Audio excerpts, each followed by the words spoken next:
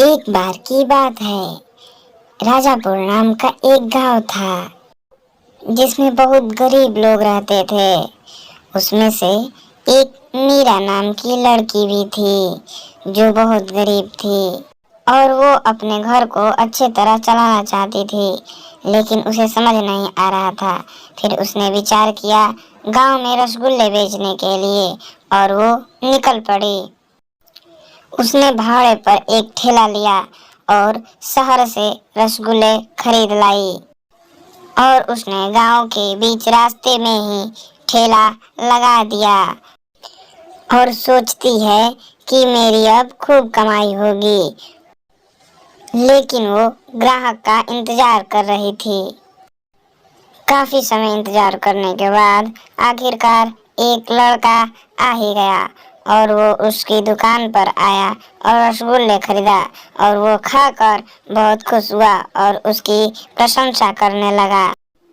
तभी गांव का एक बूढ़ा व्यक्ति आता है और एक प्लेट रसगुल्ला लेता है और वो भी रसगुल्ले को खाकर बहुत खुश होता है और उस रसगुल्ले की तारीफ करने लगता है और फिर चला जाता है।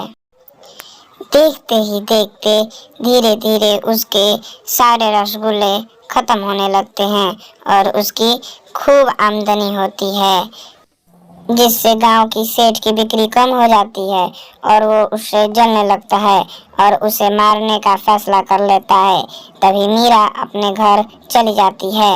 जब मीरा सो रही होती है तब सेठ मजदूर आता है और उसे मारकर चला जाता है। तब मीरा चुड़ैल का रूप ले लेती है और सोचने लगती है मुझे क्यों मारा और किसने मारा। फिर वो उन्हें ढूंढने लगती है। आखिरकार उसे मालूम चल जाता कि उसको मारा किसने है और वो उसे ढूंढ लेती है। फिर उससे पूछती है तुमने मुझे क्यों मारा। तब वो कहता है मैंने नहीं, सेठ के कहने पर मैंने तुम्हें मारा है। और फिर चुड़ैल उसे मार डालती है। फिर सेठ को गांव में ढूंढने लगती है और सेठ को खूब गांव में ढूंढती है। ये बात सेठ को मालूम चल जाता है और वो सेठ तांत्रिक के पास जाने लगता है। फिर वो तांत्रिक के पास चला जाता है और तांत्रिक को अपनी सारी बात बताता है, जिससे तांत्रिक कहता है मैं तुम्हारी मदद नहीं कर सकता क्योंकि तुमने गलती की है। और ये कहकर तांत्रिक वापस चला जाता है और वो सेठ सोचने लगता है। तभी चुड़ैल आती है और पूछती है तुमने मुझे क्यों मारा। इसका जवाब सेठ नहीं दे पाता है। मैं अपना पेट ही तो पाल रही थी, लेकिन तुमने बहुत बड़ी गलती कर दी है। और ऐसा कह के चुड़ैल उसे मारने लगती है और आखिरकार उसे मार ही डालती है। वीडियो को लाइक और चैनल को सब्सक्राइब कर